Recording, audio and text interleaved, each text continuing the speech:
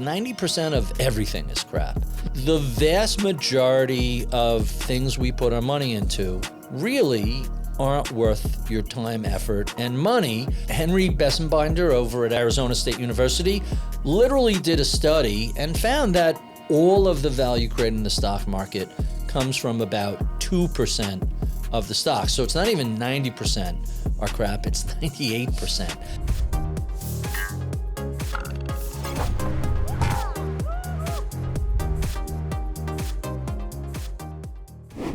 Hi, Barry. Hi, thank you so much for having me. Thank you for being here. When we talk about how not to invest, and when we focus on how not to make mistakes, could that have the effect of making us too conservative, too risk averse? Well, it depends. I mean, let's unpack a little bit of that. First, most of us spend a lot of our time trying to figure out how to invest, how to pick stocks, how to pick funds, how to allocate assets, where we should have our money, when we should pull our money out. And it turns out that as a species, we're pretty bad at that sort of stuff. Mm-hmm. We were not built, we have not evolved to make risk-reward decisions in the capital markets. And so avoiding mistakes by making fewer decisions and making better decisions shouldn't lead to a risk-averse portfolio. It should lead to a little less degenerate gambling and a little less chasing whatever the shiny new object is that week. Mm-hmm. Lately, it's alternatives. Before that, it was crypto. Before that, it was SPAC. Before that, it was NFTs. Before that, it was mutual funds. You could look at the history of investing as Wall Street's continual attempt at rolling out new products, mm-hmm. some of which are pretty good, most of which aren't worth your time, energy, or money. Mm. And so when it comes to mistakes, common mistakes that people make, you've subdivided these into three categories. So there's bad ideas, mm-hmm. There's bad numbers, and then there's bad behavior. Mm-hmm. And I want to methodically go through all three of those. Let's start with bad ideas. First, what distinguishes a good idea from a bad one? So the key distinguishing factor is, hey, if you act on this idea, will this lead to a better outcome in your portfolio or a worse outcome in your portfolio? I think that's the key dividing line. There are lots and lots of bad ideas in the world. We live in an era where people question vaccines, people question whether or not the earth is flat. The difference between having a bad idea in politics or policy or a bad idea in investing is the feedback loop with markets is just so rapid. Mm. So if you think that the earth is flat and you're not going to make investments on anything that thinks the earth is round, the markets will very quickly disabuse you of your false belief. And that's true across all manner of beliefs. It's not just politics and religion and whatever you choose to believe in your off time. It's everything from, I only want to invest in my home country. I don't want to have overseas diversification. I want to pick stocks. I want to try and time markets. I want to be overweighted to this form of alternative investment or that form of whatever the flavor of the day is. Sometimes it takes a few months. Sometimes it takes a few years. But the feedback loop in markets is really rapid. And there are just endless examples of bad ideas, mm-hmm. not only in traditional media, but today we have social media, we have social networks, we have artificial intelligence. The opportunity to read things that are just silly, unfounded, and money-losing is everywhere. Mm.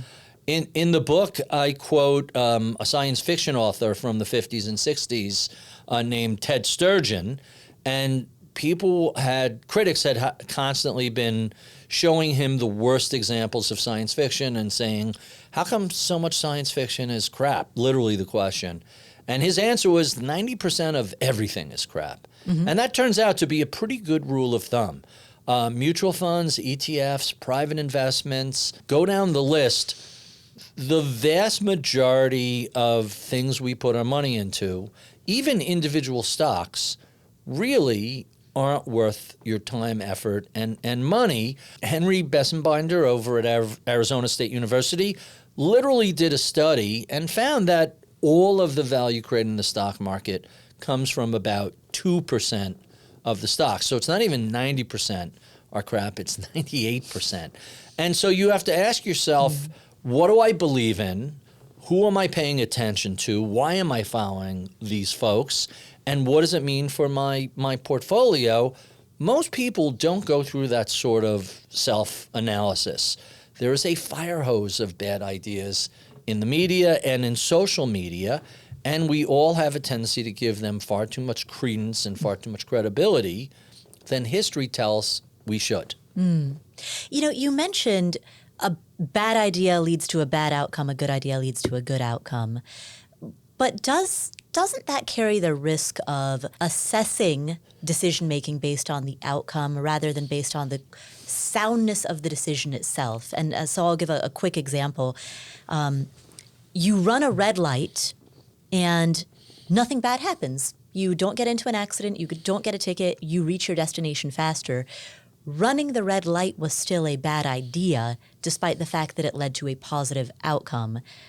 Conversely, a different person is a safe driver, but they get into an accident, right? They made good decisions, but they still had a negative outcome. So there is that distinction between the soundness of the idea or the decision and the outcome.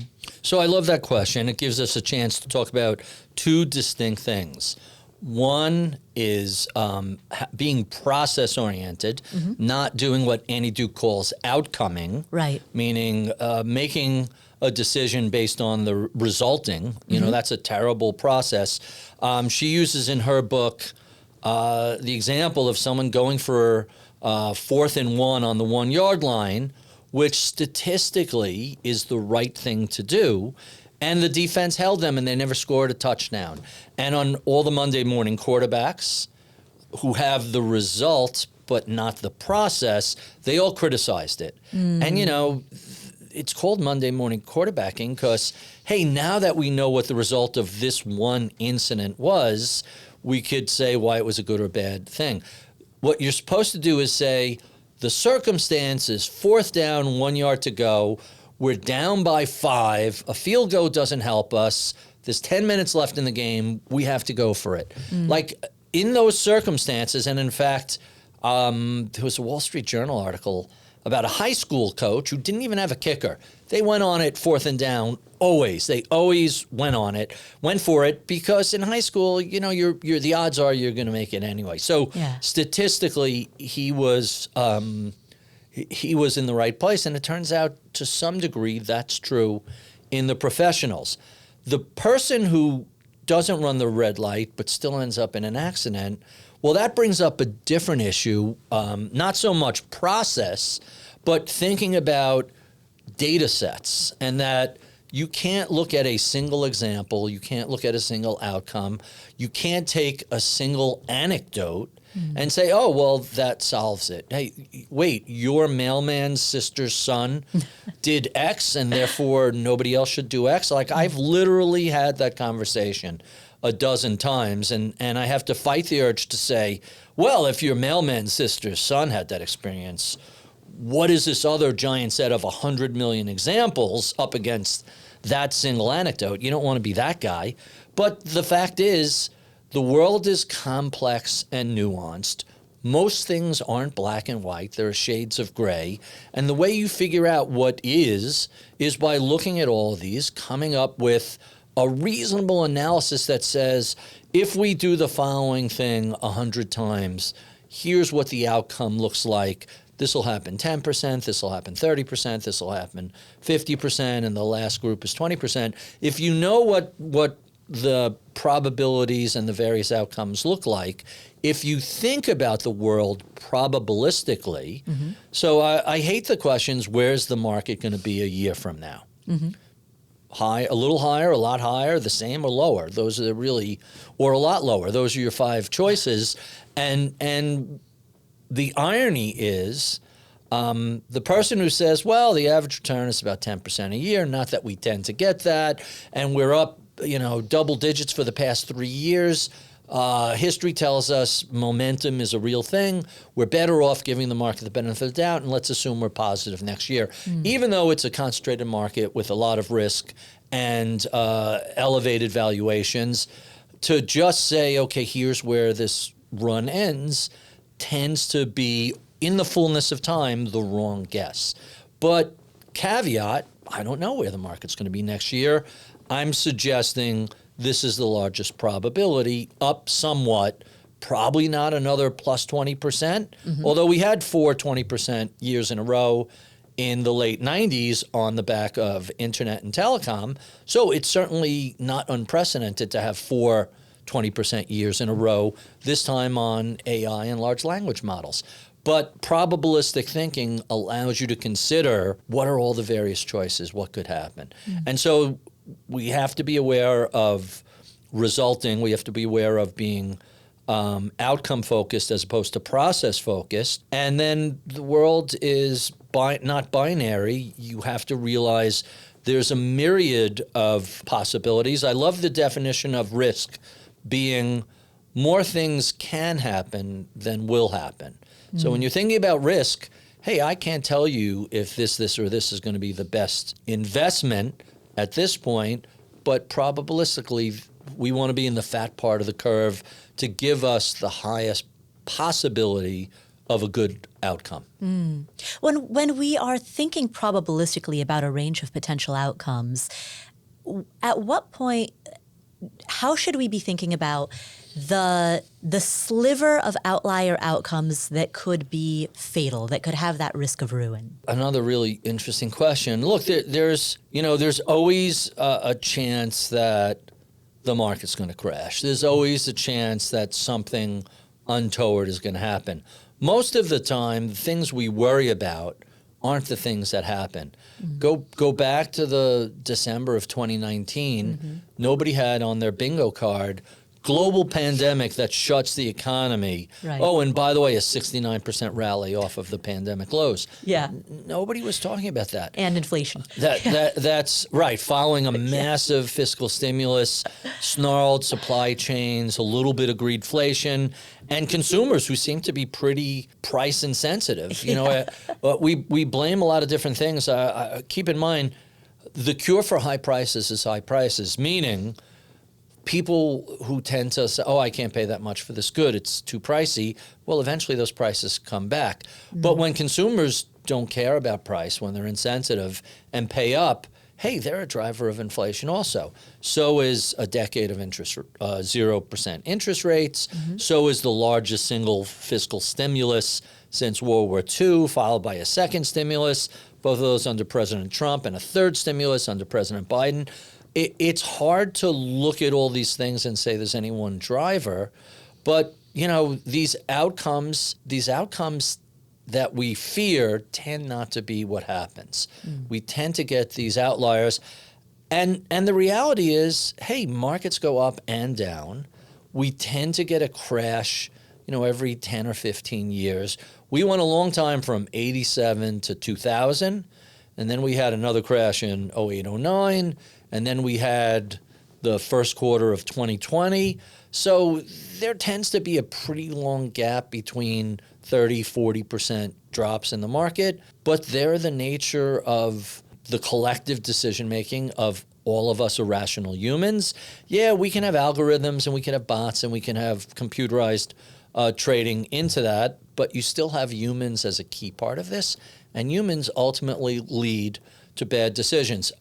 I started on a trading desk, so when stuff gets ugly, when the market's down 30%, I get really excited because it creates an opportunity to pick things up at a substantial discount. When markets are down 50%, I know it's painful. I know no one likes to see the value of their 401k or their portfolio gets cut in half. But if you have a time horizon of 10 years or more, when is down 50% ever not a great opportunity to step in? And we've seen a bit of a buy the dip mentality over the past couple of months. It kind of gets beaten out of people in a real crash. So by the time you got to the summer of 2002, everybody who had been buying the dip since March 2000, that's it. They ran out of powder. They're done. And we saw the same thing in 08, 09, that people were like, oh, down 10%, it's no big deal. All right, down 15%, it's no big deal. By the time you're down 25, 30%, those folks didn't have any capital left, and it became a big deal, especially people who were buying equity on margin, people who were leveraged. And, you know, the Buffett joke is, we know when the tide goes out, we see who's swimming naked. When the market drops big double digits, we see who was over leveraged. You mentioned some of the common gaps that we tend to have between major recessions, severe recessions. I remember hearing from a lot of people right before the pandemic, many people would say, hey, you know, we haven't had a recession since 2008, 2009. Aren't we due for one? There was a little bit of a sense of markets are cyclical, and it's been so long since we've had one that aren't we as though it's something that you could schedule. Right. So what I was hearing from many of the people in this audience was a bit of a fear of heights, and a sense that markets die of old age. Could you disabuse us of that? Sure. So recessions don't come along on a calendar. Markets don't die of old age.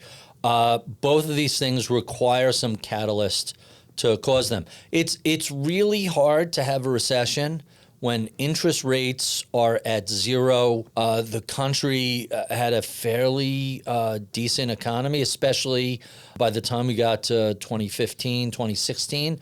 The economy had mostly recovered from the worst of 08, 09. You still had some pockets here and there, but generally speaking, a robust economy with everybody having a decent amount of capital and everybody having refinanced their homes. Both households had the lowest debt ratio to discretionary spending than they've had in a century. And corporate America refinanced all their outstanding debt at very low rates.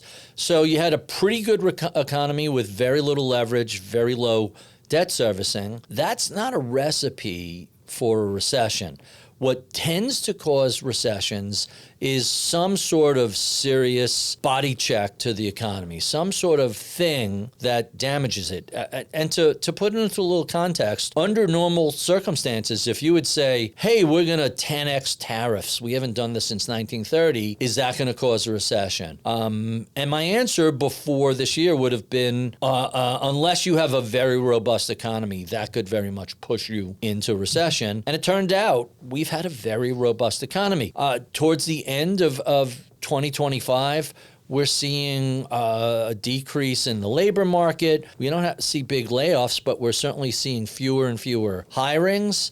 But consumer spending has been pretty good. So as frustrating to both consumers and retailers and manufacturers and importers as the tariffs have been, it's taken a little bit off of GDP growth, but it hasn't caused a recession.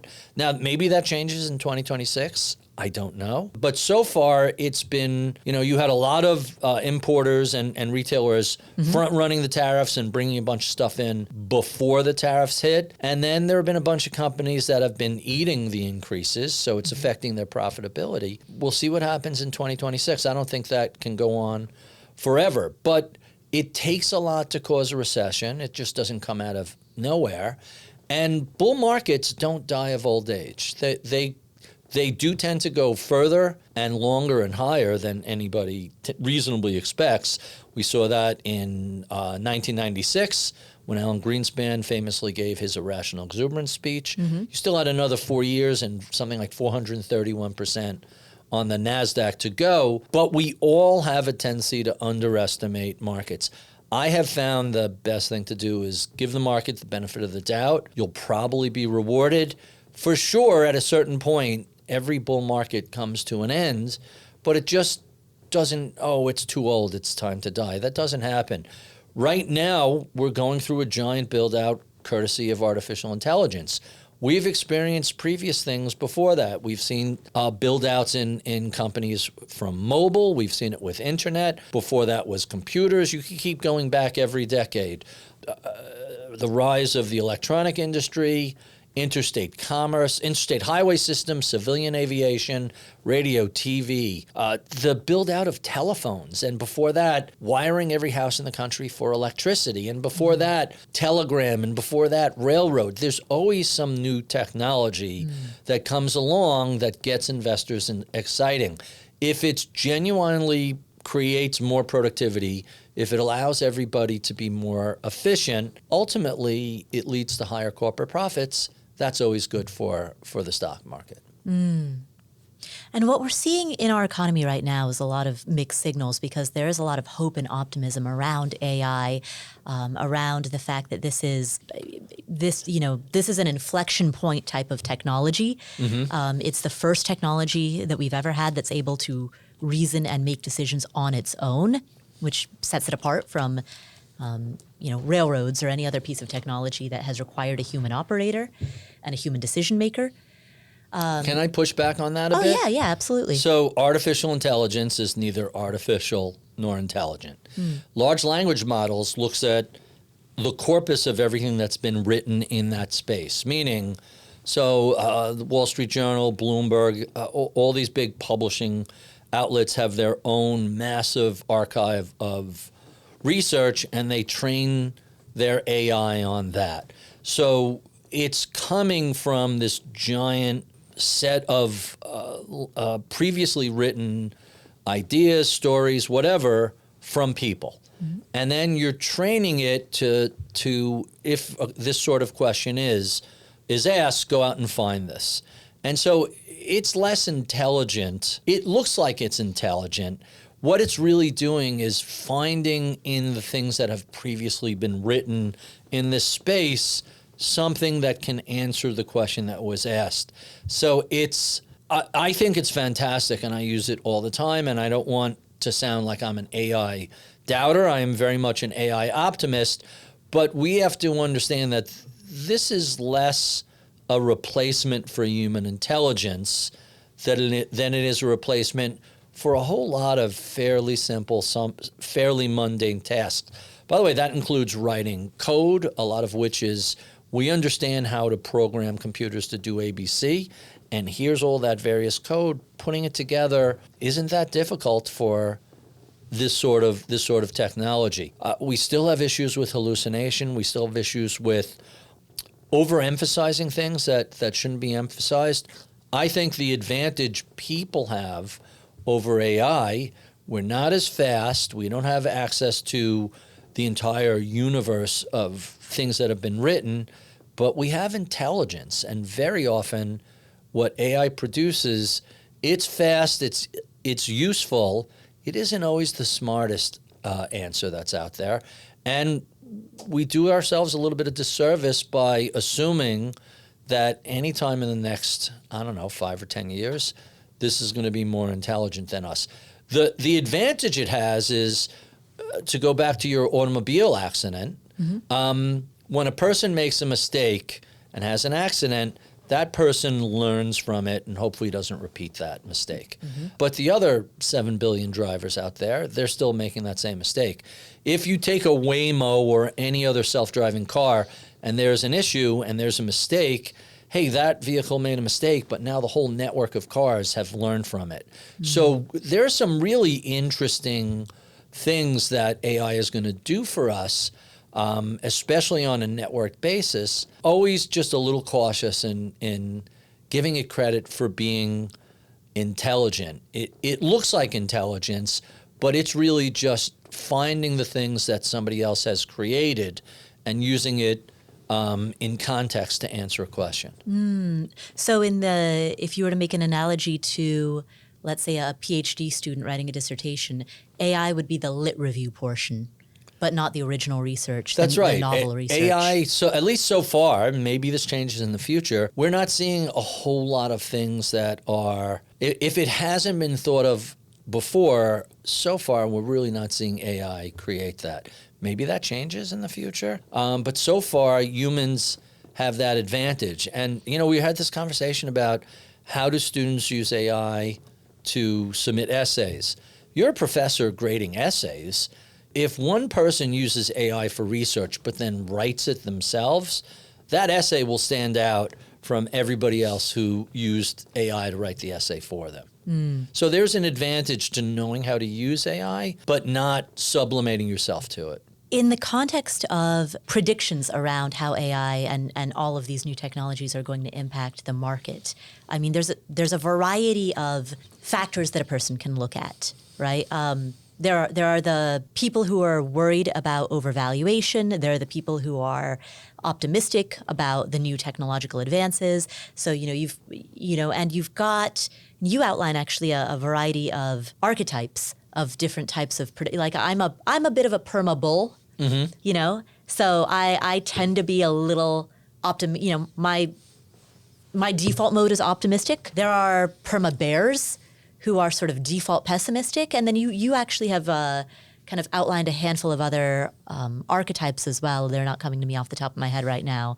There's like the enthusiast to the salesperson. Can you walk us through some of these different market commentators and the frameworks that people bring when we're looking at the same set of data or the same set of facts, but we're seeing it through all of the refraction of these different prisms? That's right. Well, the old joke is to a person whose only tool is a hammer, everything begins to look like a nail. So you want to avoid becoming a bold-faced name that way. It's funny, heading into the financial crisis, writing about subprime and derivatives and mortgages, I had people tell me I was a perma bear. I wasn't a perma bear. This is just, hey, here's an issue. I don't think people are paying enough attention to this. And lo and behold, when we flipped bullish in March of 2009, and I really wish Yahoo saved these comments from those videos back then. Now it's like, oh, this guy's a perma bull. He doesn't know what he's talking about. Well, which is it? Perma bear, perma bull? The fascinating thing is that markets move in these long cycles. We never know when they're going to end. We do know they tend to start fairly cheap. They tend to end fairly expensive. And every step along the way, there's an opportunity for one of those archetypes to have their day in the sun. When a bull market starts, stocks are cheap. People tend to not really believe it. There's a lot of doubters. There's a lot of skeptics. The technical traders tend to identify, or the value traders tend to identify bottoms of markets sooner than the growth folks or the perma bull folks. Usually you're just coming off of a 6, 12, 18-month rather unpleasant period. And so that first group seems to find its way. As stocks rally off of the lows, suddenly it starts to attract momentum traders and other types, trend followers. And as the market works through all of its various phases, a different archetype has an opportunity to go out and explain why now they're attracted to stocks. Right up until the last day of the bull market, someone will be coming along and saying, here's why we love stocks right here. And so the point is, it's not that any of these folks are right or wrong. It's that we should just recognize, hey, there's a cycle that takes place over the fullness of a 10, 15, 20-year bull market. And be aware that different strategies, different archetypes come into and out of favor over the course of this market. So when the average person who's listening to this is hearing opining on the market from, one archetype or another, how are they able to assess what part of that is sound or valid and what part of that is just really a reflection of the biases of the person doing the opining? So, I've jokingly said our moms gave us all the tools we need to be good investors, probably the most important of which is never take candy from strangers. Like, I'm amazed that I have to dredge that up from a million years ago. So if you see somebody on TV or in social media or newspaper or wherever, always ask yourself, what is this person selling and who are they? And so I like to assemble an all-star team of my favorite people that I pay attention to in print or in electronic press. And I always ask the same questions. What is this person's long-term track record? Hey, nobody bats 1,000, but you want them to be more right than wrong. What's their temperament like? Do they have a cool demeanor, or does every 3% pullback they're running around with their hair on fire, screaming, "This is it! This is the beginning of the big one!" Like beginning of Q4 2025. We had a couple of sell-offs, and then go back to April and Liberation Day. Lots of people ran around, hair on fire. This is it. It's all over. I've been warning about this for 2 years. Like their confirmation bias kicks in, and finally they've been proven right. And 10 days later, we were off to the races again. So you want that good temperament. You want them to have a good process as opposed to someone who just got lucky once. And there were just a run of people who more or less got the financial crisis right, but for the wrong reasons. And they had been negative for the previous 10 years, so I don't know if they get credit for that. Do you remember the bond analyst who warned about the coming disaster in muni bonds? I think that was pretty much the end of her career. There's just been like a series of people who've gotten one thing right and tried to turn that into a career. They got lucky. And sometimes, when you see that, you can't assume that one lucky stock pick, one lucky market call, one lucky thing that means that that's somebody you should follow. So good track record, defendable process, the right temperament. And then lastly, you want them to be fairly consistent.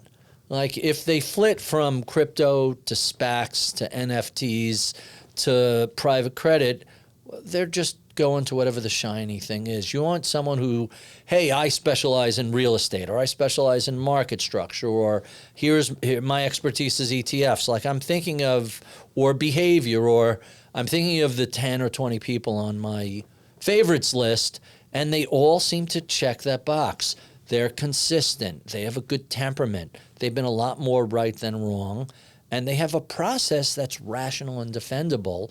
And they're skillful. It's not just a one-off lucky guess. And isn't there's that paradox that the more expertise something requires, the more luck plays a role in it? Sure. So Michael Mauboussin is at Morgan Stanley. He's a professor at Columbia.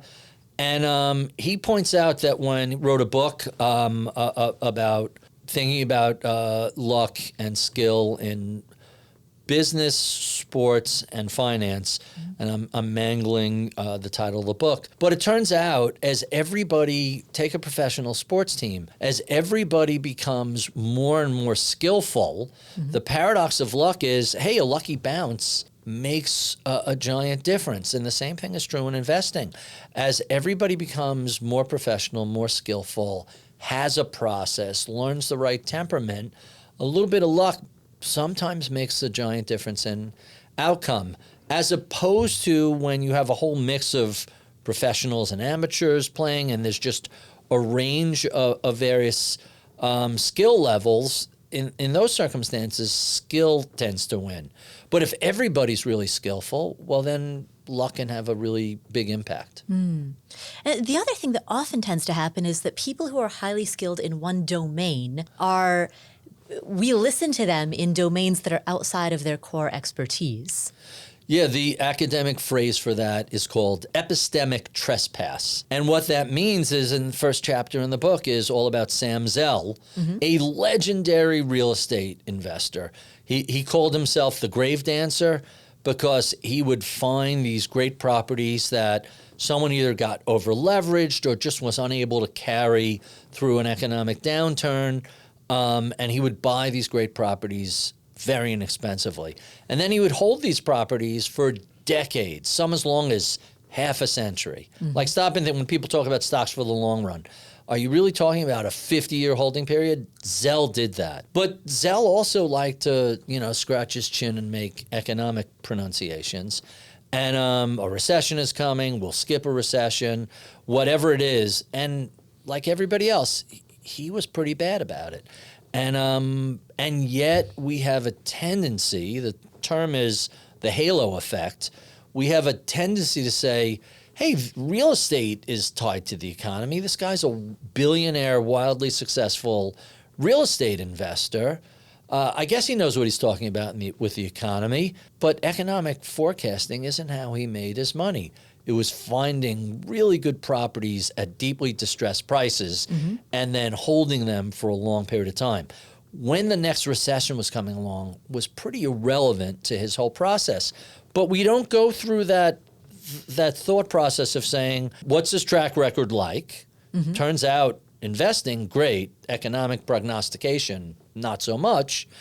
And we don't stop and say, did he earn his wealth or his skills or whatever we're giving him a halo around by this aspect? And there's just endless examples of people who, I'm pretty good at this, said Michael Jordan. I'm a pretty good basketball player. How hard can baseball be? And it turns out he's the greatest of all time. He's the GOAT in basketball. He was a mediocre minor league player. Like not even a mediocre major league player. He never made it to the bigs. That's how little his athletic excellence in basketball translated to baseball. Right. And even Sam Zell, and he made his money buying distressed assets in real estate, but didn't have the foresight to see the real estate crash, the great real estate crash of 2008. So even in the domain of real estate, there's a distinction between identifying distressed assets versus forecasting what the industry as a whole holds. Right. And you think about it, if someone who has been buying and managing and accumulating real estate over the course of decades, what expertise would he have in the securitization process of subprime mortgages? He wasn't buying individual houses. He was buying commercial properties. Really, what blew up the economy was so far afield from what he focused on. You wouldn't expect, there's no reason to expect a commercial real estate investor to scratch his chin and say, hey, all of these subprime non-bank mortgages that are being securitized by Wall Street are going to cause a giant unwind of the economy and a freezing of credit. Nobody, or I should say very, very few people saw that in advance. Certainly not commercial real estate investors. The only people who saw that were people who were paying close attention to the securitization market. And that's such a tiny, at least at the time, tiny, quirky backwater of finance. The average investor, the average mutual fund manager, the average economist simply had no reason to even look over there. The only reason I remotely paid attention to real estate was no great insight. My mom was a real estate agent. And so we always had these conversations about real estate. This was dinner table conversation when I was a kid. And so I paid a little more attention than the average guy on Wall Street to what was happening in real estate and what was happening in mortgages. And it was like a loose thread. And the more you pulled the loose thread over the course of a couple of years, the more it began to unravel. The only reason I had any sense of what was coming was because, again, going back to my mom, but for her being a real estate agent, I can't imagine I ever would have been looking in that space. Which then goes back to a little bit of luck. Yeah, smart is good, luck is better. Right. And smart and lucky is the perfect combination. And by the way, I've had a lot of billionaires tell me this, and I always used to wave it off as, that's bullshit. Come on, you're a billionaire, you're a smart guy. And Howard Marks kind of disabused me of that. And I think he went to University of Chicago for grad school. And I'm like, not everybody had a wildly successful firm. Not everybody became a billionaire. You're smart. You're hardworking. He's like, everybody I went to grad school was smart and hardworking. Those were table stakes. Those were just the cost of admission. This happened and that happened and this happened. And there's a lot of serendipity in that. Sure, you have to be willing to take a chance and respond when the opportunity presents itself. Not everybody gets that opportunity. Even if the opportunity is in front of them, are unable to see that opportunity. And so I know you've gone through examples of the people who passed on the Beatles and the people who passed on... hilarious. Right? It's a fad. Like Star Wars. Right. Guitar music is a fad. Yeah. It's fascinating. So, there's a great quote in the book from Paul Graham. All experts are experts in the way the world used to be. Used to be, yeah. And if you think about that, right? You go to college, you go to grad school, you do whatever your final thesis is, you're looking at history. By definition, if you're studying what's already happened, you've become an expert in the way the world used to be. And the same thing is true for economic and financial models. I've never seen a back test that didn't look fantastic. Hey, give money to this fund. Look how great our back test is. And inherent in every model, and to some degree inherent in every expert, is the assumption that the future will look like the past. Mm-hmm. Meaning, these are all the factors that led me to my PhD or this econometric model or this portfolio model. And you can't get away from the fact that built into that assumption is there isn't going to be a radical change in A, B, or C. And every time the models become wildly off, or every time people pass on Star Wars, Raiders of the Last Ark, E.T., John Wick, it's because the assumption is, well, first you're trying to guess what the public's taste is going to be 5 years hence. But also, we know it works. This doesn't really fit that model. It's different. And so, there's an example called Maya, which is most advanced yet acceptable. Right. And that concept, when you're looking at music or art or whatever, is this too far ahead? Part of the explanation given to why so many critics, they didn't appreciate the Ed Sullivan appearance of the Beatles in 1964. They gave bad reviews to albums like Rubber Soul and Revolver and Sgt. Pepper's and the White Album and Abbey Road, which at the time were the greatest recordings of their era. Pretty much all of them have stood the test when you look at the top 100, top 500, whoever does those albums. It's amazing how well these albums have aged over the decades. Right. But it just goes to show you when music is changing rapidly, the old guard just is reluctant to come along. And the older you were as a critic, the less likely you were to like this newfangled guitar music. Fast forward 40 years, the older you were as a critic, the less likely you were to like hip hop and rap. You were in a previous paradigm. And so we see this all the time, the inability. And so how are you going to forecast the future if you're stuck in the past? How can your model make an accurate look forward if it's based on what came before? Real creativity, real innovation just simply isn't in the previous frame of reference. So you don't like the Beatles, you don't think John Wick is worth putting money into. Squid Games? What you mean, a Korean drama about a contest where losers are killed? That sounds like a terrible idea. Said everybody for 10 years. The guy who wrote that literally had to sell his laptop because that's how broke he was at one time, according to a Wall Street Journal story. And then during the pandemic, Squid Games became the most watched thing on Netflix, and not by a little bit. It's like 2.3 billion hours. The next closest things were Stranger Things and Wednesday, like half of that. It's amazing what a giant gap that it's created. And it just goes to show you how little we know about the future. Nobody knows anything about what's going to happen next, which is why when we build a portfolio, we can't build it on here's what I think the economy is going to do and here's where the market's going to go and here's what's going to happen with stocks. You have to build a robust portfolio that can pretty much withstand anything. So then tell me about bad numbers. We've talked quite a bit about bad ideas, but in the context of building a robust portfolio that can withstand anything, we look at statistics, we look at models of what has happened. We make assumptions based on past performance. We do, we say, hey, even as index fund investors, we'll say, hey, if the overall economy performs in the next 40 years the way it did in the last 40, right, then, and I invest in broad market index funds, then I'm using this set of assumptions to assume that I'll be okay. What else can we do? So let's talk about a few of my favorite bad numbers. So I mentioned Bessenbinder, whose research found that essentially 2% of all stocks is where all the value is created.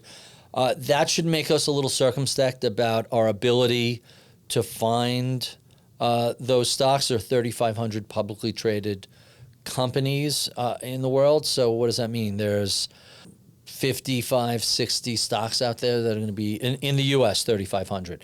The 50, 60 stocks in the U.S. that are going to create all the value, that's really hard to do, and hard to do without picking any of the other 3,450 stocks that turn out to be, some are up a little, some are down a little, some are flat, some go to zero, but you want to avoid those stocks. It's very difficult to do. So you can either screen all of them out, which is really challenging, or you buy them all in an index and adjust. It'll self-adjust by market cap relative to what stocks are doing better. That's turned out to be a very simple solution for a lot of people. But that's just one bad number.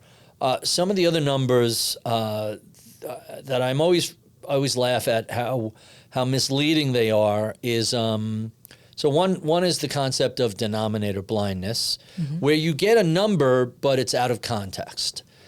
I just saw one the other day. Some company is laying off 10,000 people. Well, how many employees do they have? Is that a lot or a little? 10,000 sounds like a lot, but if it's Walmart, that's one company every fifth store. That happens every day by 9 a.m. Somebody quits in 1 out of 5 stores. If it's a regional company with 25,000 employees, 10,000 is a lot. So the denominator blindness, the not giving you context. The other day I have the TV on and I'm flipping past and it's like, oh, the Dow fell 600. They said the market fell 600 points today. Well, was that the S&P, which is a 10% drop, or was it the Dow, which is normal trading noise? You can't just say the market. It's like you have to give us context so we know, is that a lot or a little? My favorite one, since we're recording this in between Thanksgiving and Christmas, this is the time of year when Home Alone is on every channel. And a meme will circulate on social media right around now. When Kevin went to the supermarket and bought that bag of groceries in 1990, it cost him almost $20. Today, that same bag of groceries would be $75. And I'm like, okay, so what are you saying? Because I don't know about you. In 1990, I didn't put a whole bunch of dollars into envelopes and write on it, save until 2025 to go supermarket shopping. I earn whatever I'm spending on that $75 bag in the supermarket in 2025. And if you're not telling me, well, how much has my salary gone up over the ensuing 35 years, you're misleading the viewer. You're not giving them an accurate way to assess this. And it turns out wages in the United States went up more or less the same amount as food has over the past 35 years. In fact, it's even better than that, because if you look at things like energy was 12, 13% of the family budget, it's now 6%, and we use a whole lot more power equipment today than we did 35 years ago. And if you look at food in the house, it used to be about 10%, it's now about 5%. Food in the house, but what about people going out to eat? Yeah, what about people going out to eat? If you're telling me the dollar is being devalued, because look how much a bag of groceries are 35 years later, but people can afford to go out to dine a lot, doesn't that kind of undercut your one-sided, misleading argument? So that sort of thing is out there all the time. Probably the worst offense of that is the U.S. dollar has lost 96% of its value over the past 100 years. It's like, why would anybody hold the dollar for 100 years? It's a medium of exchange. It's not a store of value. So I love to show the example of if you take $1,000 and put it in mason jars and bury it in your backyard for 100 years, versus the guy who 100 years ago put that money into the stock market. So one person, $1,000 in mason jars, the other person, $1,000, assume there was an S&P 500 index There wasn't, but buy the equivalent of it. Right. What happens? Well, you're technically correct. Take those bills out of the ground 100 years later. What $100 bought in 1925 and what they can buy in 2025, you can buy 96% less. However, if you take that $1,000 and put it in the stock market through the power of compounding, I love asking people, what do you think it's worth? And I always get $500,000, $1 million. The answer is $32 million, which is a shocking number. Just follow the rule of 72. The market goes up, or rule of 72 is what's the return percentage divided by 72. That's how often it doubles. So 72 divided by market goes up 10% a year on average. Every 7.2 years, the stock market doubles. So 1,000, 2, 4, 8, 16, 32, 64. You get pretty 128. 256, 512, you get to $1 million pretty quickly. And then the same thing, 2 million, 4 million, 8 million, 16, 32. So it's kind of fascinating. So technically, if you buried $1,000, it lost 96% of its value. All right, but whose fault is that? That the dollar is not a store of value. Real estate is a store of value. Stocks are a store of value. Bonds are a store of value. You can even argue precious metals like gold is a store of value. But burying dollar bills for a century, hey, the problem isn't that the dollar has lost its value. The problem is that your great-grandfather was a terrible, terrible steward of capital. And had they put it into the stock market, you would be wealthy today instead of having $1,000 that is worth a 25th of what it was a century ago. Right. So bad numbers, misleading numbers, and these get memed all the time, constantly, all the time, and that kind of goes back to what we were talking about earlier with the TikTokization of financial advice. People are now getting financial information from a wide variety of sources, many of which are just not that good. But in the absence of knowing how to separate the wheat from the chaff, that can be quite misleading. That's right. So start with don't take candy from strangers. That's a pretty simple rule Mom taught us. But be aware, everybody online is selling something. Could be this Substack, could be this product, whatever it is. But be aware of how terrible so much of this advice is. So two really interesting things I mentioned in the book. On Twitter, there's a feed called TikTok Investors, and this person pulls the most hilarious advice, all terrible, from Instagram, from TikTok, from elsewhere. 401ks are a ripoff. What do you mean? Your company gives you a match? That's free money. How is that a bad idea? Right. Or never buy a house. A house is a giant money sink. Well, you have to live somewhere, and if you find a reasonable house at a reasonable price, and you don't want to be subject to a landlord telling you what you can and can't do, and you want a little property around you, I'm not saying buy a price at any house, but there's a reason there's no supply of houses out there. A, we've underbuilt it, and B, people like living in places where they own and they can control and they can paint whatever color they want. And yeah, it's a pain in the ass. There's a lot of maintenance and taxes and other things, but it's pretty clear owning a house is part of the American dream.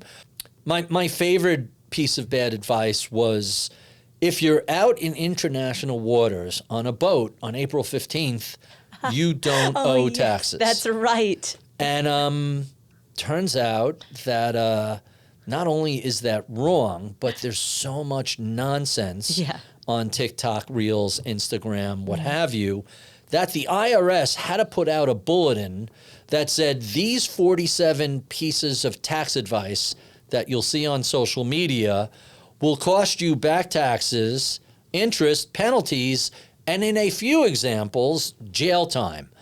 Saying you don't owe any IRS money because you're in international waters on a boat, it's one of those things that, not going to work out well for you. And so that's just about taxes. That's before we get to stocks, crypto, bonds, funds, 401k, real estate, small business investments. There's just a fire hose of nonsense out there. And it brings me back to Ted Sturgeon. 90% of everything is crap. There's a reason, we give out awards to the MVP in various sports leagues, why there are championships.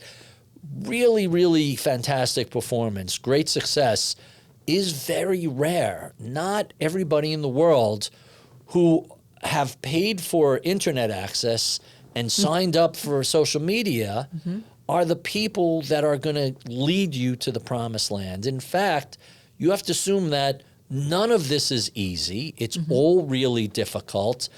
My big takeaway as I was writing the book was it kind of dawned. It wasn't how I began thinking about this when I first sat down, but by the end, it's like, man, as a species, forget just as investors, but as a species, we really need a whole lot more humility in how we approach the world. We're nowhere near as smart as we think we are. We have no idea what's going to happen next, and pretending otherwise just doesn't help us. And by the way, here's thousands of years of human history, certainly 100 years of modern investing history. Let's try and learn from the errors that everybody else has made. If only we made fewer errors, we would all be much better investors. Right. And that actually leads us to behavior, because I think many of us in a bull market, it's very easy to say, yeah, you know what? We should be rational. We should have some humility. We should make good decisions. We should buy and hold low-cost index funds with good asset allocation and a little bit of attention to asset location. My work here is done. Yeah, get up. Yeah, exactly. It's like, in a bull market when you're employed and your kids are employed and everything's going well, stock market's looking good, and you've got your house is. You're almost done paying off your mortgage and everybody's happy. It can be very easy to feel as though we can be rational. That's right. And then something hits. Maybe it's a pandemic. Maybe it was April of 2025. Something. Maybe take the time machine and go all the way back to 2008. But something hits, and this time it's different. What do we do? How do we curtail that? By the way, it doesn't even have to be something bad. The old joke is nothing makes people more furious than seeing their idiot neighbor make a fortune. And so FOMO is a real thing. For most of investing history, we called it fear and greed. They're two sides of the same coin. One is an emotional and irrational fear of losing what we have, and the other is an irrational fear of, why don't I have more of this? And so when something bad happens, we have been hardwired. Our wetware has evolved over millennia to avoid these existential threats. And the concept of risk aversion basically teaches us that we hate losses twice as much as we enjoy gains. Like, more or less, that's the proportion. I love to point out, I'm not a big gambler. If you go to Vegas, right outside the casino floor is always a jewelry and watch shop. You have some winnings, you step off the floor. Oh, let's buy a new Rolex. Let's buy a new diamond bracelet for my significant other. Like, the money that you win is a temporary increase in your standard of living, and it's completely meaningless. The money that you lose, that shit's blood money. That's real cash. And when people take a big hit in a casino, what am I going to do? I'm not going to pay rent this month. I'm going to miss a mortgage payment. I'm going to have to tap into the kids' college funds. Like, it's real damaging. And so we feel panic when we see the market begin to roll over, especially if we're enjoying a 5 or a 10-year run where markets have just been going up and up and up. We forget markets go up and down. Now, the bear markets tend to be shorter. They tend to be more of an event, whereas a bull market is a much longer experience. But it's human nature to say, you're thinking about what my retirement looks like, what this looks like. Hey, I have $10 million. Hey, I have $20 million. Whatever it is, I have $2 million. That'll cover my retirement. And suddenly the 10 is 5, the 2 is 1, the 800 is 400,000. It's terrifying. And we know that if you leave it alone in the fullness of time, it'll come back. We understand that intellectually. Emotionally, it's really difficult. I love the joke about somebody asks a fund manager, hey, the market is getting shellacked. How are you sleeping at night? And the fund manager says, I sleep like a baby. Really? We're down 25% and everything is doing terrible and no one knows where this is going to end? How do you sleep like a baby? And the joke is, I wake up crying, wet myself, and cry for mommy every 2 hours. I'm sleeping like a baby.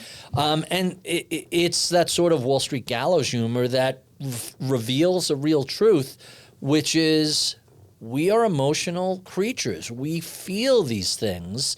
Our stomach gets knotted. Our flight or a fight or flight response is engaged. Reaction has kept us alive for hundreds of thousands, millions of years as we have evolved. It doesn't help us in capital markets. And so that is the conflict. William Bernstein is a neurologist and an investor, and he talks about the amygdala, which is the part of the brain that controls your fight or flight response. And he said the secret to investing is managing your amygdala. If we fail to control that, if we don't learn how to manage that, you will die poor. And that's a really, from someone who knows both the finance and the medical side of it, there's a lot of truth to how we respond to these external events very much determines how successful we are managing our own portfolios. Where I think a lot of people get tripped up in managing the fear response is that many people don't have necessarily the awareness in the moment to say, I am feeling fear. Instead, that fear is expressed in the form of rationalization, So the underlying feeling might be fear, but the idea is here are 8 rationalizations as to why I should make this particular decision that is not aligned with my investment thesis. So I always like to tell people your first step in managing yourself is putting together an investment plan. Whether you work with a financial advisor or just do it yourself, you have to have a plan. Here's how much I'm going to save. Here's how I'm going to invest the money.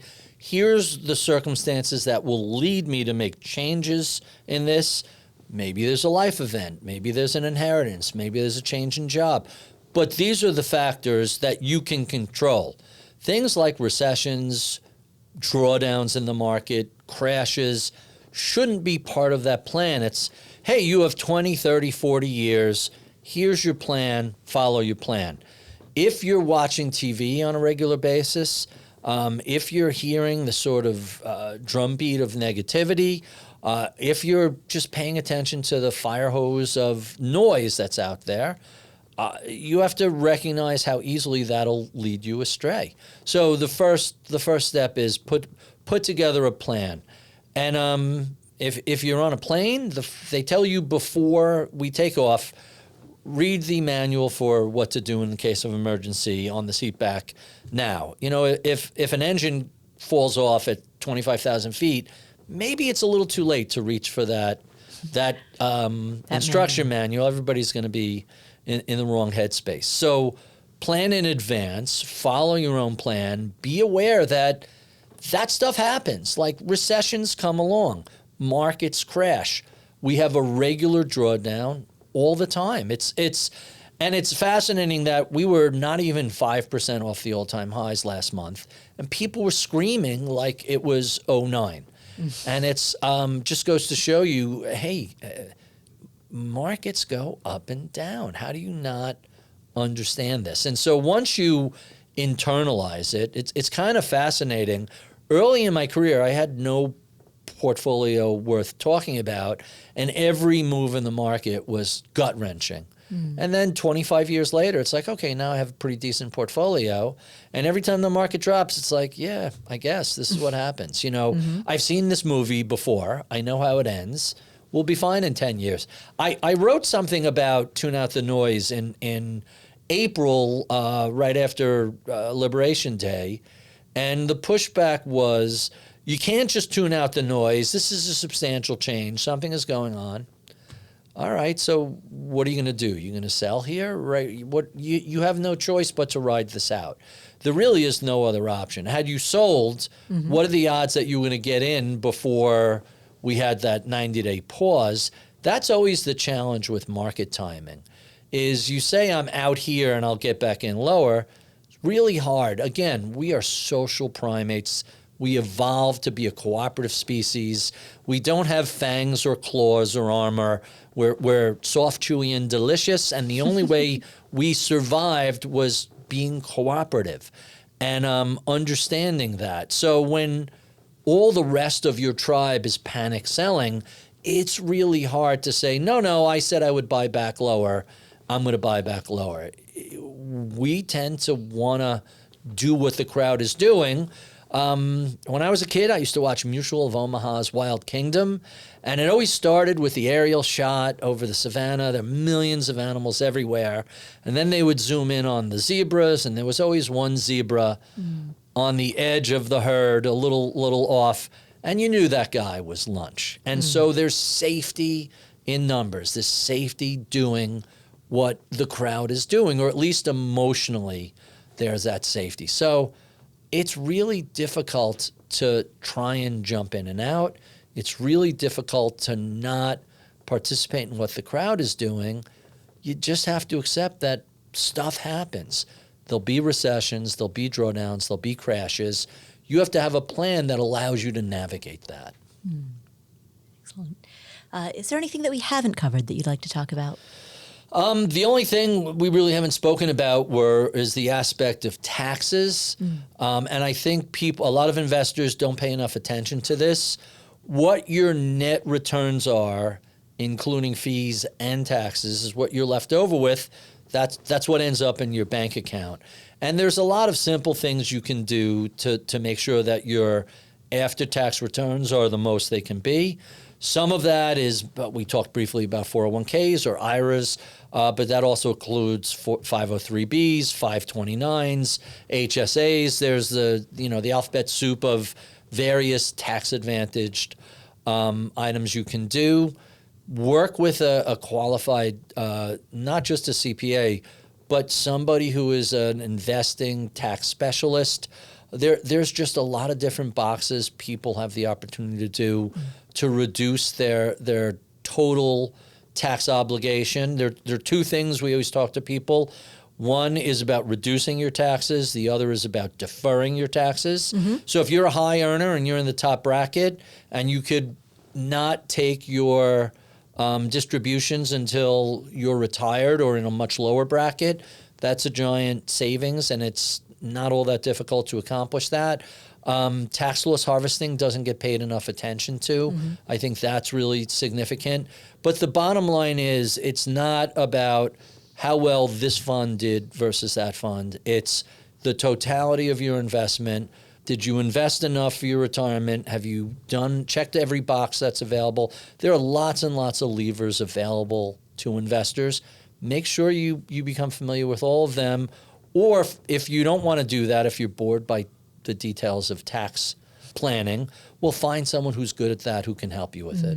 A bit of a lightning round question, but on this show, I like to identify my own biases and communicate that with my audience. And so, as I mentioned earlier, I'm a bit of a perma bull. I have an optimism bias, and one thing that I've said in many previous episodes of this podcast is I also, in the great Roth versus Trad debate, I definitely have a pro-Roth bias.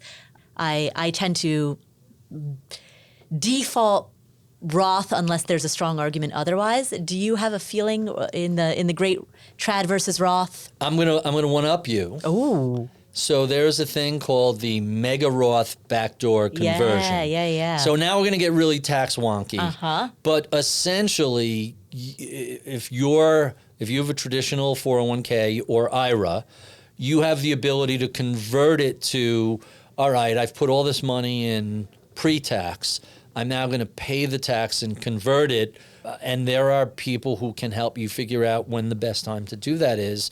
And so when I'm pulling money out, I know that whatever I'm taking out is after tax and I don't have to worry about it. There's a pretty solid case for doing that sooner rather than later.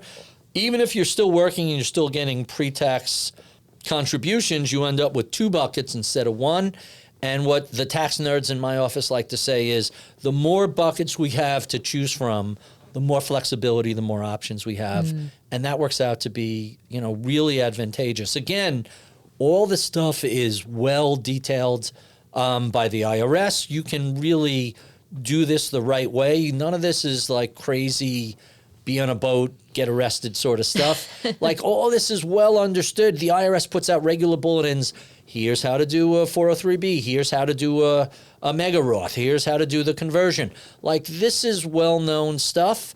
But unless you're one of those CPA investor tax nerds who pays close attention to this, we found a lot of clients have been leaving a lot of money on the table. And once this gets implemented, it's just a giant win. So I'm with you on the Roth conversion. Nice. And the mega Roth is even more advantageous.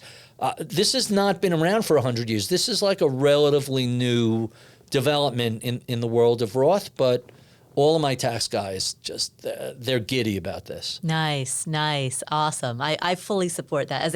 As a strong Roth supporter, I fully support that. And for people, it's easy to find information about this. Traditional 401ks, you're putting pre-tax money in and you're taking money out that's taxable. Roth, you're putting post-taxed money in, which means it grows and comes out tax-free, which is a lovely thing. Yeah, exactly.